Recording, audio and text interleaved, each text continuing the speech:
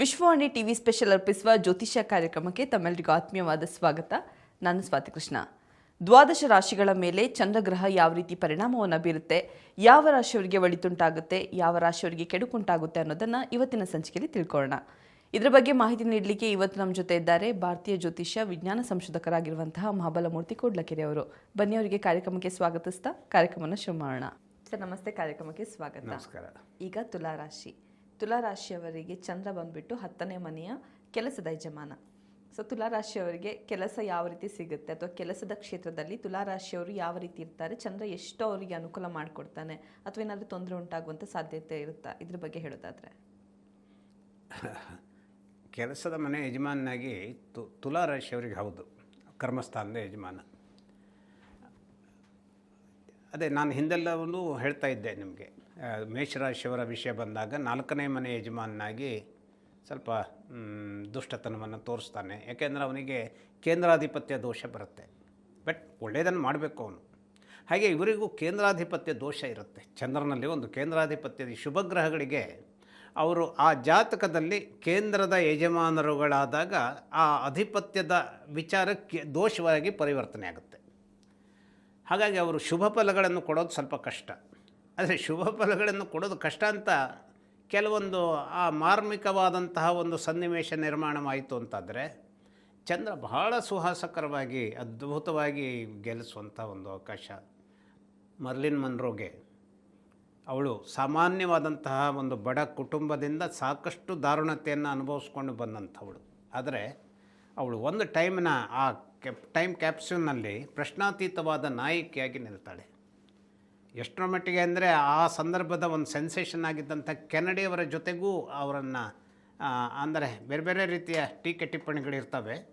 ಆದರೆ ಅಷ್ಟೇ ನಿಗೂಢವಾಗಿ ಏನಾಗುತ್ತೆ, ಮರ್ಲಿನ್ ಮನ್ರೋ ಸಾವು ಕೂಡ ಸಂಭವಿಸುತ್ತೆ. ಅಂದರೆ ನಿಗೂಢವಾದಂತಹ ರೀತಿಯಲ್ಲಿ ಅವಳು ಆತ್ಮಹತ್ಯೆ ಮಾಡಿಕೊಂಡ್ಲೋ ಅಥವಾ ಅದು ಕೊಲೆಯೋ ಈ ರೀತಿಯ ಚರ್ಚೆಯನ್ನು ಹುಟ್ಟುಹಾಕುವಂಥ ಒಂದು ಸಂದರ್ಭ ನಿರ್ಮಾಣ ಆಗುತ್ತೆ. ಹಾಗಾದರೆ ಇದಕ್ಕೆ ಕಾರಣವಾಗುವಂಥದ್ದು ಎಲ್ಲಿ? ಇದೇ ಚಂದ್ರ ಸುಹಾಸಕರವಾದಂತಹ ಸನ್ನಿವೇಶ.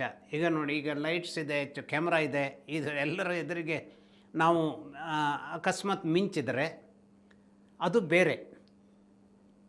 ಆದರೆ ಮನೆಗೆ ಹೋದಾಗ ನಾವು ಮತ್ತೆ ಒಂಟಿ. ಈಗ ಎಷ್ಟೋ ನಟಿಯರು, ಎಷ್ಟೋ ನಟರು ಏನು ನಿರ್ದೇಶಕ ಕಟ್ ಅಥವಾ ಸ್ಟಾರ್ಟ್ ಹೇಳಿದಾಗ ಬಹಳ ಅದ್ಭುತವಾದಂತಹ ಒಂದು, ಯಾಕೆಂದರೆ ಅಲ್ಲಿ ಎಷ್ಟು ಜನ ಇರ್ತಾರೆ, ಅವರೆಲ್ಲರೂ ಅವರ ಚಪ್ಪಾಳೆ ಅದು ಇದು ನೀವು ಒಳ್ಳೆ ಅದ್ಭುತ ಮಾಡಿ ಆ ಒಂದು ಇದರಲ್ಲಿ ನಾವು ಅದನ್ನು ಮಾಡಬಹುದು. ನಾನು ಅಂದರೆ ಆ ಸಂಬಂಧಿಸಿದಂಥವ್ರು. ಆದರೆ ಪ್ರತಿದಿನ ಬೆಳಗ್ಗೆ 5 ಗಂಟೆಗೆ ಏಳಬೇಕು, ಬೆಳಗ್ಗೆ 5 ಗಂಟೆಗೆ ಎದ್ದು ಅವರ ವೆಹಿಕಲ್ ಬರುತ್ತೆ, ಹೋಗಬೇಕು, ಮೇಕಪ್ ಮಾಡ್ಕೊಳ್ಬೇಕು, ಅಲ್ಲಿ ಕಟ್ ಅಂತ ಹೇಳ್ತಾ ಅವರು. ಈ ಸಿನಿಮಾ ಒಮ್ಮೊಮ್ಮೆ ಏನಾಗುತ್ತೆ, ಸಿನಿಮಾ ಅಂತಲ್ಲ, ಯಾವುದೇ ಆದರೂ ಕೆಲಸಗಳು, ನಮ್ಮ ಕೆಲಸಗಳು ಮೆಕ್ಯಾನಿಕಲ್ ಆಗಿಬಿಟ್ರೆ ಅಲ್ಲಿ ಒಂದು ವೈಬ್ರೇಷನ್ ಇರೋದಿಲ್ಲ. ಇಷ್ಟೇ ಬದುಕು.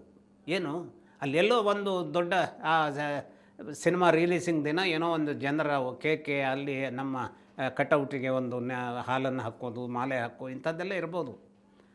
ಆದರೆ ಆ ಮನೆಯಲ್ಲಿ ಎಲ್ಲರ ನಡುವೆ ಒಂದು ಅಪಾರವಾದಂತಹ ಜನಪ್ರಿಯತೆಯನ್ನು ಇಟ್ಟುಕೊಂಡಂತಹ ನಾಯಕಿಯಾಗಿಯೋ ನಾಯಕನಾಗಿಯೋ ಅಥವಾ ಪವರ್ನಲ್ಲಿ ಇರುವಂಥ ವ್ಯಕ್ತಿ ಇದ್ದರೂ ಕೂಡ ಅಂತರಂಗದಲ್ಲಿ ಒಂಟಿಯಾಗಿದ್ದಾಗ ಆ ಒಂಟಿತನ ಯಾಕಾಗಿ ನಿರ್ಮಾಣ ಆಗುತ್ತೆ? ಈಗ ನೋಡಿ, ಈಗ ನಾನು ಯಾರನ್ನು ಉದ್ದೇಶಿಸಿ ಹೇಳುವಂಥದ್ದಲ್ಲ, ಸುಮ್ಮನೆ ಒಂದು ಉದಾಹರಣೆಯಾಗಿ ಹೇಳುವಂಥದ್ದು. ಇದು ಹೊರತು ಇದು ಮೋದಿಯವರಿಗೆ ಸಂಬಂಧಿಸಿದ್ದು ಅಂತಲ್ಲ.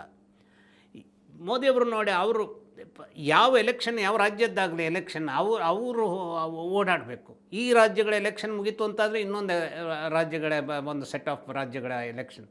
ಅಂದರೆ ಬರೀ ಭಾಷಣ ಮಾಡೋದು ಮಾತ್ರ ಕೆಲಸ ಐತೇನೋ ಅಂತ ಅಂತರಂಗದಲ್ಲಿ ತಿಳ್ಕೊಂಡ್ರೆ ಅದು ಒಂದು ರೀತಿಯ ಮೆಕ್ಯಾನಿಕಲ್ ಆಗಿಬಿಡುತ್ತೆ.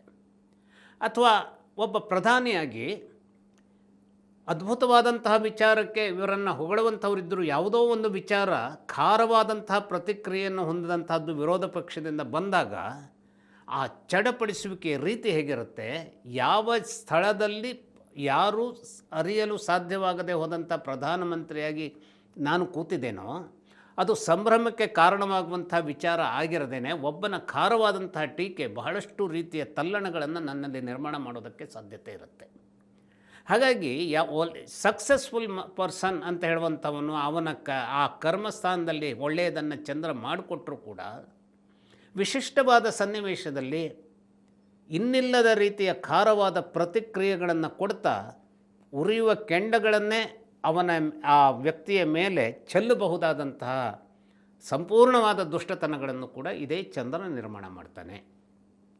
ಹಾಗಾದರೆ ಈ ಚಂದ್ರ ನಿರ್ಮಾಣ ಮಾಡುವಂಥ ಸನ್ನಿವೇಶಗಳು ಯಾವಾಗಿರುತ್ತೆ? ಅದರಲ್ಲೂ ರಾಹುವಿನ ಸನ್ನಿವೇಶ ಏನಾದರೂ ನಿರ್ಮಾಣ ಆಗಿಬಿಡ್ತು, ಅಲ್ಲಿ ಏನೋ ಒಂದು ಲಿಂಕು ಚಂದ್ರನಿಗೆ ಸಿಕ್ಕಿಬಿಡ್ತು ಅಂತಾದರೆ ಆ ರಾಹುವಿನ ಸಂದರ್ಭ ಹೇಗೆ ಬರುತ್ತೆ? ಈಗ ಶುಕ್ರ ದಶಾದ 20 ವರ್ಷ ಅದ್ಭುತವಾಗಿರುತ್ತೆ, 6 ವರ್ಷ ಸೂರ್ಯನ ದಶ ಒಳ್ಳೆಯದಾಗಿರುತ್ತೆ, 26, 10, 36 ಚಂದ್ರನ ದಶ ಚೆನ್ನಾಗಿರುತ್ತೆ, 36 ನಂತರ 7, 43 ಇದು ಏನು ಕುಜ ದಶ ಬರುತ್ತೆ.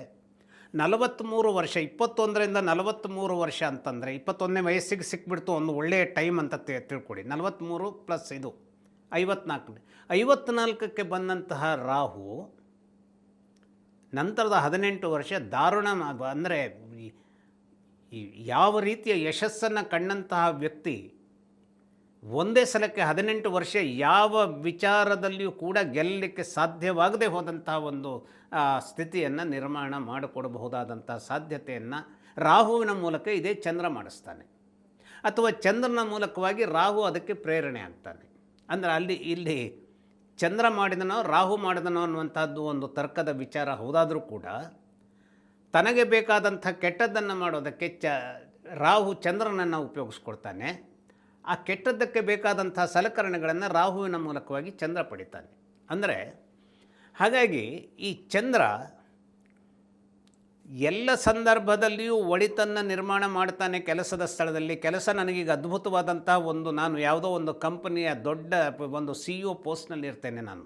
ಆದರೆ ಆ CEO ಆಗಿ ನಾನು ನಿರ್ವಹಿಸಬೇಕಾದಂಥ ಕಾರ್ಯಗಳು, ಈಗ ನಾನು ಯಾವುದೋ ಒಂದು ಯೂನಿಟ್ನಲ್ಲಿ 2 ಯೂನಿಟ್ಗಳಲ್ಲಿ 10 ವರ್ಷದ ನನ್ನ ಸಂದರ್ಭದಲ್ಲಿ ಬಹಳಷ್ಟು ಪ್ರಗತಿಯನ್ನು ತೋರಿಸಿದೆ ಅಂತಾದರೂ ಕೂಡ ಯಾವುದೋ ಒಂದು 3 ವರ್ಷಗಳು ಬಹಳ ಲೀನ್ ಪೀರಿಯಡ್ ಬಂದರೆ ಆ 10 ವರ್ಷ ತೋರಿಸಿದ ನನ್ನ ಎಲ್ಲ ರೀತಿಯ ಒಂದು ಯಶಸ್ಸೇನಿದೆ ಅದು ಮರೆಯಾಗಿ ನಂತರದಲ್ಲಿ ನಾನು ಚಲಾವಣೆಯಲ್ಲೇ ಇರದೆ ಹೋದಂಥ ನಾಣ್ಯ ಆಗಿಬಿಡ್ಬೋದು.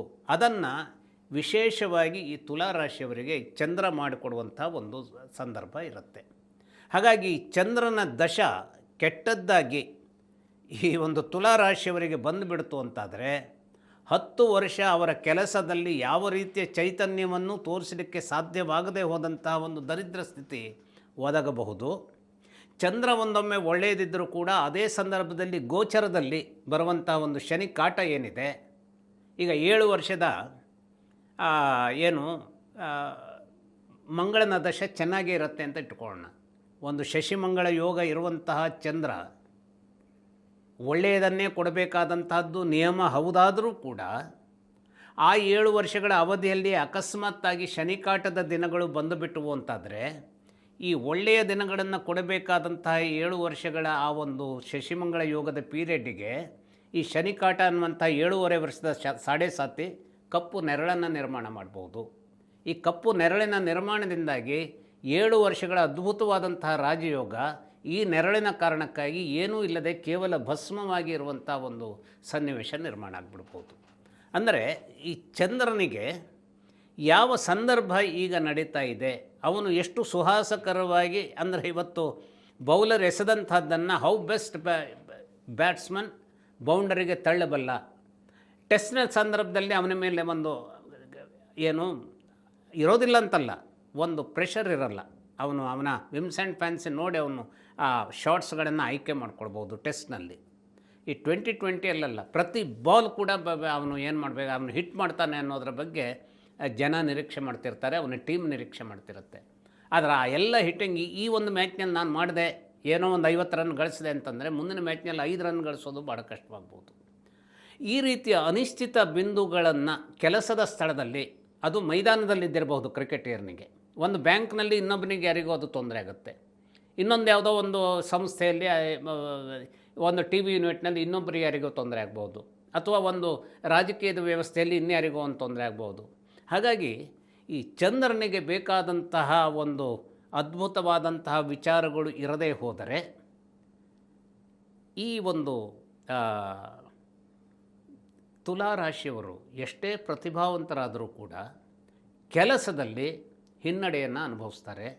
ಹಿನ್ನಡೆ ಒಂದೇ ಅಲ್ಲ, ಹಿನ್ನಡೆಯನ್ನು ಎಷ್ಟರ ಮಟ್ಟಿಗೆ ಅನುಭವಿಸಬಹುದು ಅಂತಂದರೆ ಇನ್ನು ಯಶಸ್ಸನ್ನು ಆನಂತರದಲ್ಲಿ ಕಾಣಲಿಕ್ಕೆ ಸಾಧ್ಯವೇ ಇರದೆ ಹೋದಂತಹ ಒಂದು ಆಳವಾದಂಥ ಕಣಿವೆಯಲ್ಲಿ ಬಿದ್ದು ಒದ್ದಾಡುವಂತಹ ಸಂದರ್ಭ.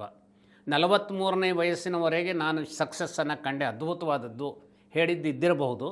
ಆದರೆ ಆ ನಂತರದಲ್ಲಿ ಇನ್ನು ನಾನು ಮತ್ತೊಂದು 50 ವರ್ಷ ಬದುಕ್ತೀನಿ ಅಂತಾದರೆ ಅಕಸ್ಮಾತ್ ಆ 50 ವರ್ಷದಲ್ಲಿ ಇವನೇ 43 ವರ್ಷದವರೆಗೂ, ಇವಳೇ 43ನೇ ವರ್ಷದವರೆಗೂ ಇಷ್ಟು ಸಕ್ಸಸ್ಸನ್ನು ಪಡೆದವಳು ಹೌದಾಗಿತ್ತೆ ಅನ್ನುವಂತಹ ಒಂದು ವಿಚಿತ್ರ ಪ್ರಶ್ನೆ ಎದುರಾಗುವ ಹಾಗೆ ಕೇವಲ ಶೂನ್ಯವನ್ನು ಮಾಡುವಂತಹ ದರಿದ್ರವನ್ನು ಇದೇ ಚಂದ್ರ ಈ ಒಂದು ತುಲಾರಾಶಿಯವರಿಗೆ ನಿರ್ಮಾಣ ಮಾಡಿಬಿಡ್ತಾನೆ.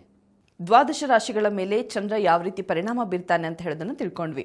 ಇದೇ ರೀತಿ ಇಂಟ್ರೆಸ್ಟಿಂಗ್ ವಿಡಿಯೋಸ್ಗಾಗಿ ವಿಶ್ವವಾಣಿ ಟಿವಿ ಸ್ಪೆಷಲ್ ಚಾನೆಲ್ ಅನ್ನು ಸಬ್ಸ್ಕ್ರೈಬ್ ಆಗಿ. ಈ ವಿಡಿಯೋ ನಿಮ್ಗೆ ಇಷ್ಟವಾದರೆ ಲೈಕ್ ಮಾಡಿ, ಶೇರ್ ಮಾಡಿ. ಧನ್ಯವಾದಗಳು.